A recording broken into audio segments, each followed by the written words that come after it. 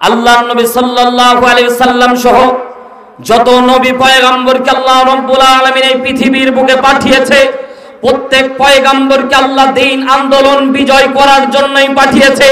ভূপৃষ্ঠের ভিতরে কোন মুসলমান মাইর খাবে এজন্য আল্লাহ মুসলমান জাতিকে তৈরি করে নাই। কথা ধরে বলেন ঠিক কি না? আজকের পৃথিবীর আদ্য প্রান্তে যেখানে যাবেন মুসলমান নির্যাতিত হওয়ার একটাই কারণ, মুসলমান আজকে তার মুসলমানের আমিত্ব ভুলে গিয়ে, মুসলমান আজ তার মুসলমানিত্ব ভুলে গিয়ে যখন আমার রামের দাবেদারি করে শুরু করে দিয়েছে, সেদিন থেকেই মুসলমান নির্যাতনের স্টিম রোলারের মুখোমুখি হয়েছে। কথা ধরে বলেন ঠিক কি না? আজকের মুরাদপুরের এই মাহফিল থেকে দীপ্ত শপথ নেওয়া লাগবে, কোরআনের জন্য যদি জীবন দেওয়া লাগে, কোরআনের জন্য যদি রক্ত দেওয়া লাগে, বিশ্ব নবীর আদর্শ ভুলণ্ঠিত হওয়ার আগেই আপনার আমার জীবনকে আল্লাহর রাস্তায় বিলীন করে দিব।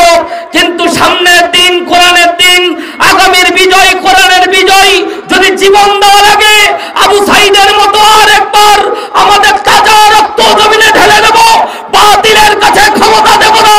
কে কে রাজি আছি দুই হাত তুলে আল্লাহকে দেখায়। মুসলমানের তাকবীর ধ্বনি। বর্তমান সময়ে আমরা আল্লাহ তাআলার যে একটা বিশাল ভারত কোরআনের সম্মান আমাদের মাঝে আছে, এটা আমরা মুসলমান ভুলে গিয়েছি। কথা জোরে বলেন ঠিক না বেঠিক? মুসলমান তার আমিত্ব ভুলে যাওয়ার কারণে আজকে গোটা বিশ্বের মধ্যে মুসলমান যেখানে নির্যাতনের স্টিম রোলার চলে সেখানে, কথা জোরে বলেন ঠিক না বেঠিক? এজন্য আমরা সব কিছু ভুলে গিয়ে কোরআনের জন্য, ইসলামের জন্য আমাদের নিজের জীবনকে উৎসর্গ করে দিতে রাজি আছি না নাই? জোরে বলেন রাজি আছি না নাই? মুসলমান শুরুতে একটি উদাহরণ দিয়ে আমি আমার আলোচ্য বিষয়ের দিকে চলে যাব। এক বনের মধ্যে বাস করত সিংহ। জোরে বলেন বাস করত কি? আরো জোরে বলেন বাস করত? আরো জোরে বলেন বাস করত? জোর হলো না, আরো জোরে বলেন বাস করত কি? নির্বাচনও নাই, আমরা স্লোগানও ভুলে গেছি, ঠিক না বেঠিক? বিগত 16 বছর কোন পাশ দিয়ে নির্বাচন যেত টেরও পাওয়া যাইতো। কথা বলেন না কেন? এজন্য আর তাল মিলিয়ে বলার অভ্যাস আমরা হারিয়ে ফেলেছি, ঠিক না বেঠিক? জোরে বলেন। সিংহ বাস করত যখন, ওই সিংহ যখন তার সন্তান জন্ম দিল, সিংহ শাবক যখন জন্মগ্রহণ করেছে, এক শিয়াল ওই সিংহর বাচ্চাটাকে চুরি করে নিয়ে পালিয়ে গেছে। সিংহ শাবক যখন হারিয়ে গেছে, ওই শিয়াল যখন চুরি করে নিয়ে পালাচ্ছিল, ভয়ে সে আর নিজের কাছে রাখে নাই, ওই সিংহ শাবককে বনের এক কোণায় ফেলে দিয়েছে। গাধার দল পাশ দিয়ে যাচ্ছিল, সিংহ শাবককে দেখে মায়া লাগলো, সে নিয়ে গিয়ে তার দুধ পান করাইয়া ওই সিংহ শাবককে আস্তে আস্তে মানুষ করতেছে। এক পর্যায়ে সিংহ শাবক ওই গাধার মতো আচরণ করতেছে।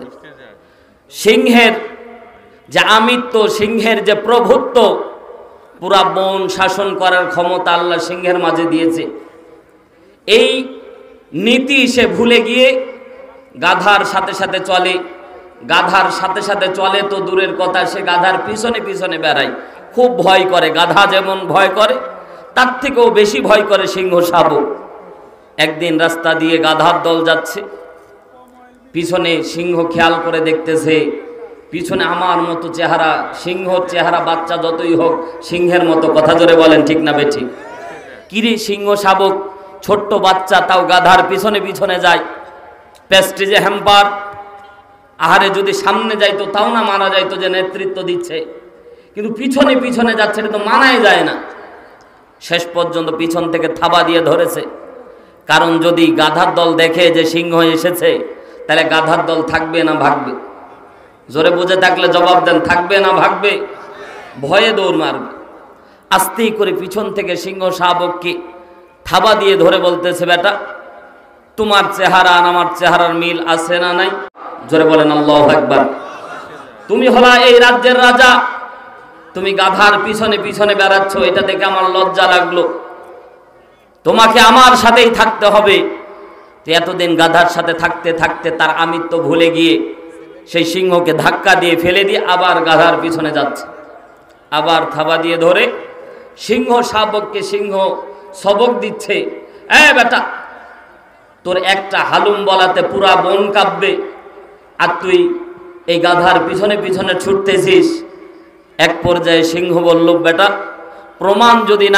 প্রমাণ যদি পেতে চাও, একটু হালুম বলে একটু চিৎকার দিয়ে দেখো, যাদের পিছনে তুমি যাচ্ছ একটাও তোমার সাথে থাকবে না, শব্দ উড়ায় জান নিয়ে ভেঙে যাবে। কথা তো বাস্তব। প্রমাণ করার জন্য সিংহ শাবক আস্তে করে হালুম বলে যখন একটা চিৎকার মেরেছে, পুরা বনের ভিতরে সামনে যতগুলি গাধার দল ছিল সবাই একবার লেজ গুটিয়ে দৌড় মেরেছে। সম্মানিত ভাইয়ার আমার, গল্প শুধুমাত্র শোনার জন্য আর হাসির জন্য বলতেছি না। আল্লাহর নবী সাল্লাল্লাহু আলাইহি সাল্লাম সহ যত নবী পয়গম্বরকে আল্লাহ রাব্বুল আলামিন এই পৃথিবীর বুকে পাঠিয়েছে, প্রত্যেক পয়গম্বরকে আল্লাহ দ্বীন আন্দোলন বিজয় করার জন্যই পাঠিয়েছে। ভূপৃষ্ঠের ভিতরে কোন মুসলমান মাইর খাবে এজন্য আল্লাহ মুসলমান জাতিকে তৈরি করে নাই। কথা ধরে বলেন ঠিক কি না?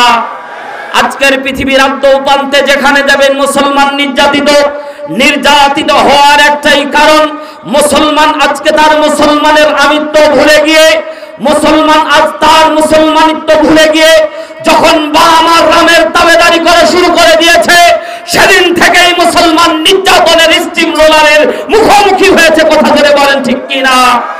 আজকের মুরাদপুরের এই মাহফিল থেকে দীপ্ত শপথ নেওয়া লাগবে, কোরআনের জন্য যদি জীবন দেওয়া লাগে, কোরআনের জন্য যদি রক্ত দেওয়া লাগে, বিশ্ব নবীর আদর্শ ভুলণ্ঠিত হওয়ার আগেই আপনার আমার জীবনকে আল্লাহর রাস্তায় বিলীন করে দিব। কিন্তু সামনের দিন কোরআনের দিন, আগামীর বিজয় কোরআনের বিজয়, যদি জীবন দেওয়া লাগে আবু সাইদের মতো আরেকবার আমাদের তাজা রক্ত জমিনে ঢেলে দেব, বাতিলের কাছে ক্ষমতা দেব না। কে কে রাজি আছি? দুই হাত তুলে আল্লাহকে দেখায়।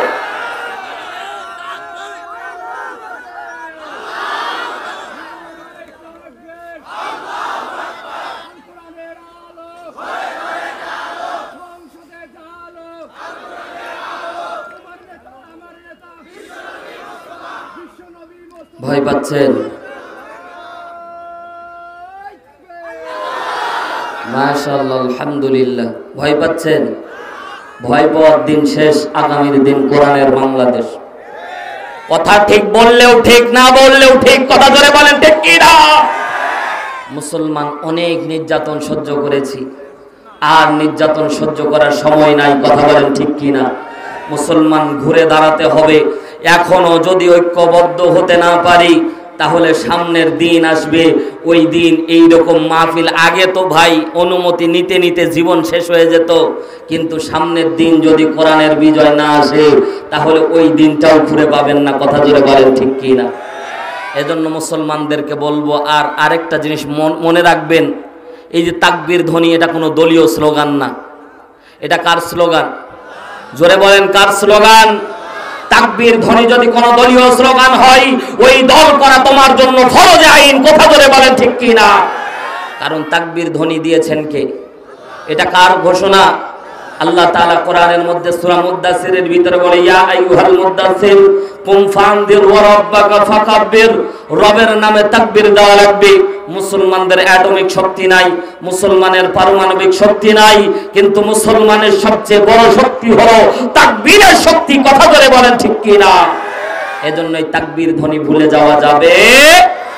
সকলে একটু হাত দিব, হাত উপর দিকে উঠাবো, বীর মুজাহিদের মতো তাকবীর দেব ইনশাআল্লাহ। একটু গলাটা খেখর দেন।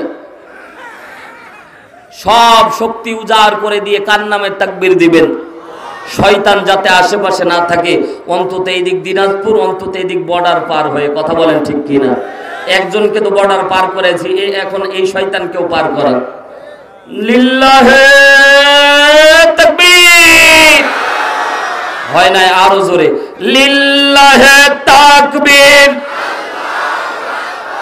আল কোরআনের আলো, আল হাদিসের আলো, নারায়ে তাকবীর।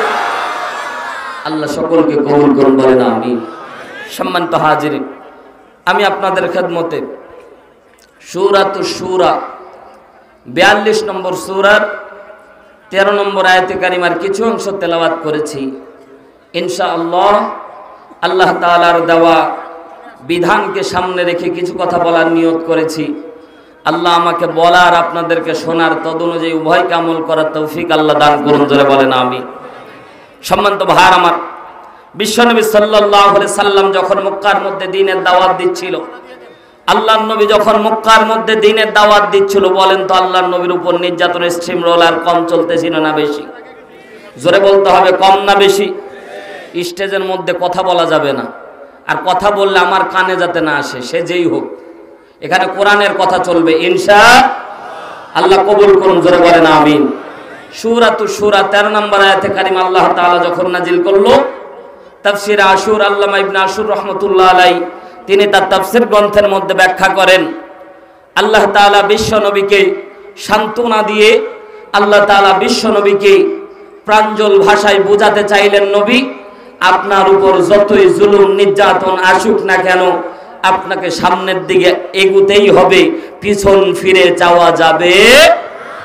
আল্লাহ রাব্বুল আলামিন বিশ্ব নবী সাল্লাল্লাহু আলাইহি সাল্লাম কি সূরাতুশ শূরা 13 নম্বর আয়াত নাযিল করে পুরো পৃথিবীবাসীকে আল্লাহ শিক্ষা দান করলেন। মুসলমান ভাইরা আমার, গভীর লক্ষ্য করে কথাগুলি দিলের কানটা লাগিয়ে শুনবেন, কারণ পৃথিবীর মধ্যে একটা জায়গায় আল্লাহ রাব্বুল আলামিন ডিভাইডেশন করতে নিষেধ করেছে। আল্লাহ রাব্বুল আলামিন বলেন, আন আকিমুদ্দিন ওয়া লা তাতাফাররাকু ফি। জোরে বলেন আল্লাহু আকবার। আল্লাহ রাব্বুল আলামিন বলেন, বান্দারা তোমাদের নিজের মাঝে নিজের মতানৈক্য থাকতে পারে, ব্যক্তি হিসেবে মতানৈক্য থাকতে পারে, সব কিছু নিয়ে মানুষের মতানৈক্য থাকতে পারে। এখানে দেখেন হাজার হাজার মানুষের সমাগম, খেয়াল করে দেখেন মানুষের রুচির একটা পরিবর্তন আছে। দেখেন তো এক পোশাকের সাথে আরেকজনের পোশাকের মিল আছে? কথা বলেন না কেন? আছে। এতগুলি মানুষ কত ভ্যারাইটির আক্রমে, কত ভ্যারাইটিস, কত প্রকার। এই যে যারা পোশাক তৈরি করে, কত আইটেমের পোশাক তৈরি করেছেন, তারপরেও মাঝে মাঝে আমরা দোকানদারের কাছে কালার পছন্দ হয় না। আমি বলি এত কালার বানাইতে বানাইতে গার্মেন্টস কর্মীরা কালারই খুঁজে পায় না, কেমন কালার দেব, ঠিক না? এত ভ্যারাইটিস কালারের ভিতরে এক একজনের পছন্দ এক এক রকম। আল্লাহ রাব্বুল আলামিন বলে, বান্দারা তোমাদের এক একজনের পছন্দ এক এক রকম হতে পারে, কিন্তু একটা জিনিস মনে রাখবা, এক একজনের চিন্তাধারা এক এক রকমের হতে পারে, কিন্তু দিন কায়েমের ব্যাপারে কেউ মতানৈক্য করতে পারবে না। কথা ধরে বলেন ঠিক কিনা? খেয়াল করে দেখলাম দাড়ি নিয়ে মতানৈক্য আছে। কেউ বলে যে এক মুষ্টি, কেউ বলে যে ছেড়ে দিতে হবে, হাতি লাগানো যাবে না, কেউ বলতেছে একটু কাটা যাবে, এরকম বলে মতানৈক্য দাড়ি কাটা নিয়ে আছে। টুপি নিয়ে মতানৈক্য আছে, কেউ বলছে গোল টুপি, কেউ বলছে লম্বা টুপি, কেউ বলছে খাড়ো টুপি। যাই হোক, টুপি নিয়ে মতানৈক্য। পাঞ্জাবির ঝুল নিয়ে মতানৈক্য রয়েছে। আমিন জোরে বলবো কি আস্তে বলবো? হাদিসের মধ্যে দুইটাই riwayat আছে। বুকের মধ্যে হাত বাঁধবো নাকি নাভির নিচে বাঁধবো, এই নিয়ে মতানৈক্য তৈরি আছে। সুন্নাত নিয়ে আর মৌলিক নফল নিয়ে মতানৈক্য আছে। কিন্তু একটা জিনিস মনে রাখবেন মুসলমান, যে যেই দল করুন না কেন, একটা ব্যাপারে কেউ মতানৈক্য এখন পর্যন্ত করতে পারে না, সেটা হচ্ছে দিন বিজয়ের, দিন কায়েমের ব্যাপারে। আল্লাহর পক্ষ থেকে আল্লাহ বলে মতানৈক্য করা যাবে না। কথা ধরে বলেন ঠিক কিনা? যে বা যারা দিন কায়েম নিয়ে মতানৈক্য তৈরি করবে, ডিভাইডেশন তৈরি করবে, বুঝতে হবে এরা আল্লাহর দলের লোক না, এরা শয়তানের দলের লোক। কথা ধরে বলেন ঠিক কিনা? মুসলমান ভাইরা আমার, গভীর মনোযোগ দেন। বিশ্ব নবী সাল্লাল্লাহু আলাইহি সাল্লামকে আল্লাহ রাব্বুল আলামিন মক্কার মধ্যে যখন দ্বীনের দাওয়াত দেওয়ার জন্য আল্লাহ তাআলা ওহী নাযিল করলেন, আল্লাহ রাব্বুল আলামিন কোরআনের মধ্যে সূরা মাইদা 67 নম্বর আয়াত নাযিল করে আল্লাহ রাব্বুল আলামিন বলেন, ইয়া আইয়ুহার রাসূলু বাল্লিগ মা উনজিলা ইলাইকা মির রাব্বিক। জোরে বলেন আল্লাহু আকবার। হাবিব, আপনার উপরে যে রিসালাতের দায়িত্ব আমি আল্লাহ রাব্বুল আলামিনের পক্ষ থেকে আপনার উপর যে রিসালাতের দায়িত্ব পাঠানো আছে, হাবিব আপনি নিশ্চিন্তে মানুষের সামনে এটা প্রচার করে দেন। জোরে একবার বলেন না আল্লাহু আকবার। আল্লাহ রাব্বুল আলামিন বলেন, ওয়াল্লাহু ইয়াসিমুকা মিনান নাস। আল্লাহর পক্ষ থেকে আল্লাহ জানায় দিলেন, নবীজি আপনি যখন মানুষের কাছে দিনের দাওয়াত নিয়ে যাবেন, মানুষেরা আপনার অনিষ্ট করতে চাইবে, আপনার উপর জুলুম করবে, আপনাকে নির্যাতন করে আপনার পথ আর পথ বন্ধ করে দিতে চাইবে, আপনার পথের মধ্যে তারা বাধা সৃষ্টি করবে। আল্লাহর গোলামেরা সেই দিন সেই কোরআনের ভাষা, সেই কোরআনের আইন প্রতিষ্ঠা করার জন্য সমাজের বুকে যারা কাজ করবে তাদেরও বাধা তৈরি হবে। কথা জোরে বলেন ঠিক কিনা? সাথে মিলায় নিয়ে যাবেন মুসলমান। আল্লাহর নবীর উপরে আল্লাহ রাব্বুল আলামিন বললেন, হাবিব আপনাকে যে আমি আল্লাহর পক্ষ থেকে রিসালাতের দায়িত্ব দান করলাম, এই রিসালাতের দায়িত্ব পালন করতে গিয়ে আপনার প্রতি বাধা আসবে, জুলুম নির্যাতন আসবে। আল্লাহ রাব্বুল আলামিনের পক্ষ থেকে আল্লাহ তাআলা সান্ত্বনা দিয়ে বিশ্ব নবীকে বললেন, নবীজি আপনি যখন দিনের দাওয়াতি কার্যক্রম পরিচালনা করতেছিলেন, ও পয়গম্বর আমি খেয়াল করে দেখেছি, আমি রব খেয়াল করে দেখেছি আসমান থেকে আপনার উপর আপনার কওমের লোকেরা তিনটা বড় বড় মামলা দায়ের করে দিয়েছে। আপনাকে তারা যেখানে পাবে সেখানেই তারা মাইর দিবে। ও মুসলমান, তাফসীরুল কোরআন মাহফিল তাফসীর আকারে কথাগুলি শোনার চেষ্টা করেন। আল্লাহর পক্ষ থেকে আল্লাহ রাব্বুল আলামিন বিশ্ব নবীকে বলছেন, হাবিব আপনার উপরে তারা সমাজের লোকেরা আপনার উপরে তারা পার্লামেন্ট গঠন করেছে। তদানীন্তন সময়ে পার্লামেন্ট গঠন হলো দারুন নদওয়ার বৈঠক। বর্তমান সময়ে যে পার্লামেন্ট গঠন করা হচ্ছে, ট্রাইব্যুনাল গঠন করা হচ্ছে, কোরআনের পাখীদেরকে নির্বিচারে যারা সমাজের ভিতরে যারা নিরপরাধ মানুষদেরকে যারা কারাগারের মধ্যে নিক্ষেপ করেছিল, আল্লাহর পক্ষ থেকে আল্লাহ রাব্বুল আলামিন বলেন, বান্দারা শুনে নাও, আমি আসমান থেকে রব তোমাদের দেখতেছি। তোমাদের উপর যখন জুলুম নির্যাতন আসবে, আমি মালিক বসে নাই, বরং জুলুমকারী যারাই হবে আমি তাদেরকে শাস্তির আওতায় নিয়ে আসবো। কথা জোরে বলেন ঠিক না বেঠিক? আমরা খেয়াল করে দেখতাম, আগে যখন নির্যাতন আমরা সহ্য করতাম, ও আল্লাহর বান্দারা এখানে বসে আছেন, আমার ডান পাশে বাম পাশে বসে আছে, স্টেজে বসে আছে, সামনে বসে আছেন।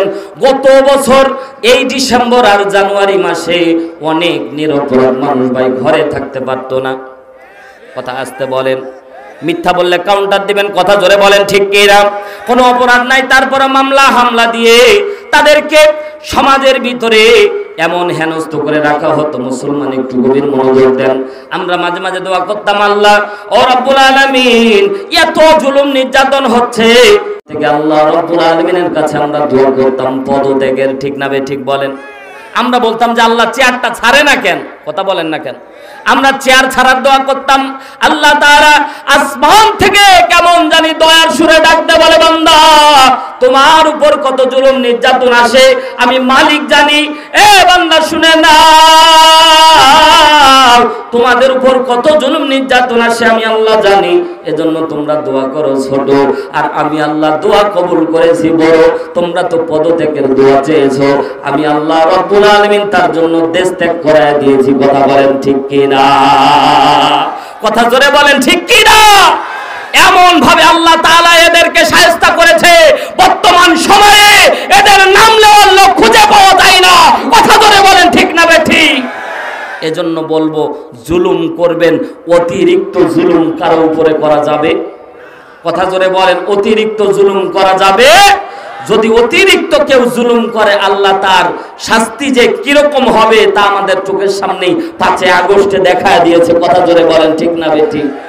আল্লাহ তাআলা কি খেলা দেখাইলো? থাকবে 45 সাল। ঠিক না বেঠিক বলেন? 41 সাল পর্যন্ত থাকবে। ঠিক না? 41 সাল পর্যন্ত নৌকার মাঝি যেভাবে নৌকা চালাচ্ছিল, আমরাও কখনো ভাই কল্পনা করিনি যে নৌকা ডুবে যাবে। কথা জোরে বলেন, জোরে বলেন। ভয় পাচ্ছেন নাকি ভাই? দেখেন কিটা কথা কয় না, মনে করতে হবে আগের লোক এখনো আছে। নৌকার মাঝি যেভাবে নৌকা ভাসাচ্ছে, মনে করছিলাম 41 সাল পর্যন্ত ঠিকই থাকবে। কিন্তু আল্লাহ তাআলা বলে, হে ভোকার দলেরা, আমি আল্লাহ ক্ষমতার মালিক, কারে ক্ষমতাচ্যুত করি। আমি আল্লাহর 1 সেকেন্ড সময় লাগে না, 45 মিনিট সময় দিয়েছে পালানোর জন্য। পিছনের রাস্তা খুঁজে বের করে পিছনের রাস্তা দিয়ে পালায়েছে। কথা আসতে বলবেন না, জোরে বলেন ঠিক কি না? 45 মিনিট সময় দিয়েছে, পিছনের রাস্তা দিয়ে পালিয়েছে। আমি বলি, তুমি যদি বীর পুরুষ হতা, তুমি যদি বীর হতা, যদি বাবার সন্তান হয়ে থাকতা, সামনে দরজা দিয়ে বের হয়ে দেখতা, কলিজা কেটে নিত। কথা জোরে বলেন ঠিক না বেঠিক? জনগণ এতই ক্ষিপ্ত ছিল যেভাবে ঢুকতেছে। প্রধান সেনাপতি বলছে, আপা সময় নাই, তাড়াতাড়ি পালানো লাগবে। আপা বলতেছে, অন্তত একটু জাতির সামনে একটু ভাষণ দিয়ে নিই। কথা বলেন না কেন? একটু ভাষণ দিয়ে নিই। প্রধান সেনাপতি বলছে, আপনার কি মাথার তার ছিঁড়ে গেছে? কার সামনে ভাষণ দিবেন? মাইকম্যান আর ক্যামেরাম্যান তো আগেই পালাইছে। কথা বলেন না কেন? কার সামনে ভাষণ দিবেন? মাইকম্যান ক্যামেরাম্যান তো আগেই পালাইছে। যেই পরিবেশ আপনি তৈরি করেছেন, ছাত্র জনতার উপর আর পাবলিকের উপর যে নির্যাতন করেছেন, এরা তো আপনাকে ছাড় দেবে না। গণভবনে যেভাবে মানুষ ঢুকতেছে, আপনার হাড় হাড্ডি সব মিশায় দেবে। তাড়াতাড়ি পালান। বলছে, একটু এই এত সুন্দর আইটেমের রান্না করলাম, একটু খেয়ে নিই। বলছে, খাবেন? খাইতে বসেন, জন্মের খাওয়া খাওয়াবে। কথা বলেন না কেন? আল্লাহ তাআলা কি যে খেলা দেখাইলো ভাই। বলতেছে, অন্তত বাপের কবরটা একটু জিয়ারত করে নি। বলছে, বাপের কবর জিয়ারত করতে গেলে আপনার কবর আগে হবে। কথা বলেন না কেন? তাড়াতাড়ি পালান। 3.5 ঘন্টা হেলিকপ্টারে ঘুরে কোন দেশে জায়গা হয় নাই। শেষ পর্যন্ত দাদা বাবুর দেশে গিয়ে পড়েছে। আমাদের কোরআনের পাখি আল্লামা দেলোয়ার হোসেন সাঈদী বলেছিল, সাধারণ জনগণ শুধুমাত্র একটু নাড়া দেবে, মামুর বাড়ি দিল্লি গিয়ে পড়বা। ওই কথাই যেন আজকে প্রমাণিত হয়ে গেছে। কথা জোরে বলেন, ঠিক না বেঠিক? আল্লামা সাঈদী বলেছিল, জনগণকে এভাবে হেনস্থ করিয়েন না। কোরআনের পাখিকে তারা 1 বছর আগে মেরেছিল। 14ই আগস্টের মধ্যে পুরা দেশ নয়, পুরা পৃথিবী কেঁদেছিল। এমন নেতৃত্বই সমাজের ভিতর কায়েম করতে হবে, যেই নেতৃত্ব নেতা মরে গেলে পাবলিক তার জন্য দোয়া করে। কথা বলে বলেন, ঠিক কি না? আর তুমি মরতেছো, তোমার মরার জন্য মানুষ দোয়া করতেছে। কথা বলেন না কেন? আগে বুঝতাম না যে পুলিশ মরলে এত আলহামদুলিল্লাহ কেন পড়ে, কিন্তু তারা যেভাবে জুলুম করেছে, এই জন্য পুলিশ মরলে পাবলিক আলহামদুলিল্লাহ পড়ে। কথা বলেন না কেন? একটা জিনিস মনে রাখবেন, যেই নির্যাতন করবে, যেই জুলুম করবে, আল্লাহ তাদেরকে ছাড় দেবে। মুসলমান ভাইরা আমার গভীর মনোযোগ দেন। আল্লাহ তাআলা বিশ্বনবীকে বলছেন, নবীজি আপনি তো নিরপরাধ, আপনার কোনো অপরাধ নাই। এ মুসলমান যারা হামলা মামলার শিকার হয়েছেন, যারা জুলুম নির্যাতনের শিকার হয়েছেন, তাদের জন্য দিক নির্দেশনামূলক কথাগুলো একটু দিলের কানটা লাগিয়ে শোনেন। মনে করেছেন হামলা মামলা পাওয়ার পরে অনেকে বলছে ঈমান দুর্বল হয়ে যাচ্ছে, কিরে আমার প্রতি খালি হামলা মামলা আসতেছে কেন? নবী নিরপরাধ থাকার পরে নবীর উপর যদি মামলা হতে পারে, আপনি কলিমউদ্দিন, আমি সলিমউদ্দিন, আমাদের উপর মামলা আসতেই পারে। কথা জোরে বলেন, ঠিক কিনা? যে বা যারা যাদের উপরে হামলা মামলা নির্যাতন আসবে না, বুঝতে হবে এরা গোলালু, এদের উপর আল্লাহ তাআলার রহমত নাই। বুঝতে হবে যারা গোলালু, তাদের উপর কোনোদিন নির্যাতন আসেনি, আসবেও না। কথা বলেন, ঠিক কিনা?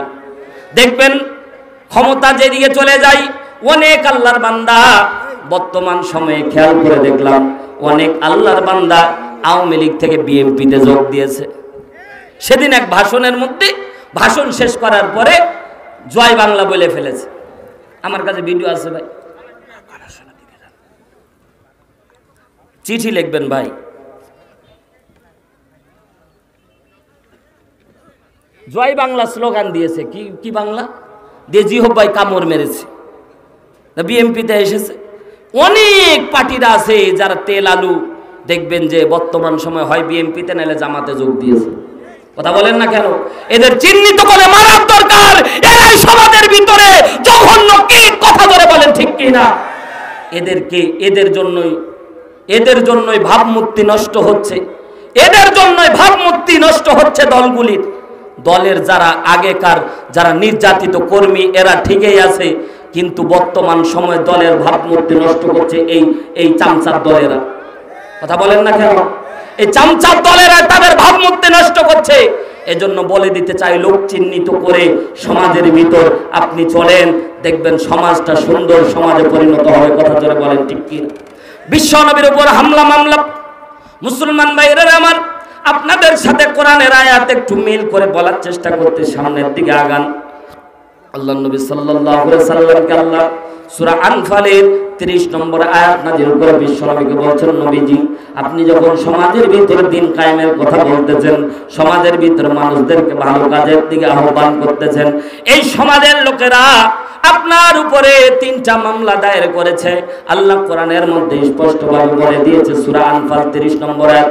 মুসলমান বিশ্বাস না হলে কোর্ট করে নিয়ে যেতে হবে, বাড়ি গিয়ে মিলাতে হবে। আল্লাহ রাব্বুল আলামিন বিশ্ব নবী সাল্লাল্লাহু আলাইহি ওয়াসাল্লামকে আল্লাহর পক্ষ থেকে আল্লাহ রাব্বুল আলামিন জানিয়ে দিয়েছেন, ওয়া ইদ ইয়ামকুরু বিকাল্লাযীনা কাফারু লিয়ুসবিতুকা আও ইয়াকতুলুকা আও ইউখরিজুকা ওয়া ইয়ামকুরুনা ওয়া ইয়ামকুরুল্লাহ ওয়াল্লাহু খায়রুল মাকিরিন।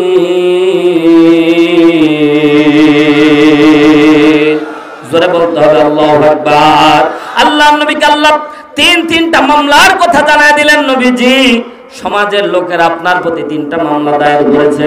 ওয়া ইদ ইয়ামকুরু বিকাল্লাযীনা কাফারু, কাফেররা আপনার জন্য যে চক্রান্ত করেছে, লিউসবিতুকা, প্রথমেই তারা আপনার জন্য বলেছে বিশ্বনবীকে গ্রেফতারি পরোয়ানা জারি করে দাও। বিশ্বনবী বলছে, আল্লাহ আমার তো কোনো অপরাধ নাই। আল্লাহ রাব্বুল আলামিন বলেন, ও হাবিব আপনি চিন্তা করবেন না, তারা আপনার প্রতি মামলা দায়ের করে দেবে, তারা আপনার বিরুদ্ধে মামলা দেবে। এই মামলার কোনো তাদের কাছে অপরাধের দরকার নাই, আগের থেকে মামলা সাজানো। গত বছর আমার হ্যান্ডকাপ আমার হাতের মধ্যে পরায় দিয়েছে, রাত্রিবেলা নিয়ে যাচ্ছে। জিজ্ঞাসা করলাম, পুলিশ আমি তো কোনো অপরাধ করি নাই। বলছে, হারুনুর রশিদ আপনার ব্যাপারে 42টা মামলা রেডি করা আছে, শুধুমাত্র নামটা বসায় দেব। বুঝেছেন তো? 42টা মামলা শুধু চার্জশিট রেডি করা আছে, খালি নামটা উপরে বসায় দিবে। অমুকের নাম অমনি 42টা মামলা। জীবনে ককটেল কোনোদিন দেখি নাই, তারপরে ককটেল সামনে এনে ছবি নিচ্ছে, বিভিন্ন রাইফেল দিয়ে বিভিন্ন দিয়ে ছবি নিচ্ছে। মুসলমান ভাইরা আমার, আল্লাহর নবী বলছেন, আল্লাহ আমার তো মামলা নাই। আল্লাহ রাব্বুল আলামিন বলেছেন, হাবিব সময়ের ব্যবধানে আপনার কোনো মামলা থাকা লাগবে না, আপনার কোনো অপরাধ থাকা লাগবে না, কিন্তু সমাজের লোকেরা আপনার বিপক্ষে মামলা দেবে। এই জন্য আল্লাহ রাব্বুল আলামিন ইমানদার বান্দাদেরকে বোঝাচ্ছেন, বান্দারা শুনে নাও, তোমাদের উপর হামলা মামলা আসবে, এটা নবুয়তের ভার বহনকারী হামলা মামলা। এই হামলা মামলা তোমরা চিন্তা ভাবনা করিও না, রবের পক্ষ থেকে সাহায্য আর নুসরত তোমাদের জন্য আসবে। জোরে বলেন আল্লাহু আকবার। যে যত বেশি জুলুম নির্যাতনের শিকার হয়েছে, মুসলমান তার ঈমান তত বেড়ে গেছে। কথা জোরে বলেন ঠিক কিনা? আল্লাহর গোলামেরা গভীর মনোযোগ দেন। আল্লাহর নবীকে আল্লাহ রাব্বুল আলামিন বুঝাচ্ছেন, হাবিব তারা আপনাকে 2 নাম্বার চক্রান্ত করেছে, ওয়া ইয়াকতুলুকা, অথবা আপনাকে হত্যা করে ফেলবে। সমাজের ভিতরে মনে করেছে আপনাকে হত্যা করে ফেললেই মনে হয় দিন আন্দোলনের কাজ বেগমান হবে না, মনে করেছে আপনাকে হত্যা করে ফেললে সমাজের ভিতর মনে হচ্ছে দিন আন্দোলন কায়েম নিভে যাবে।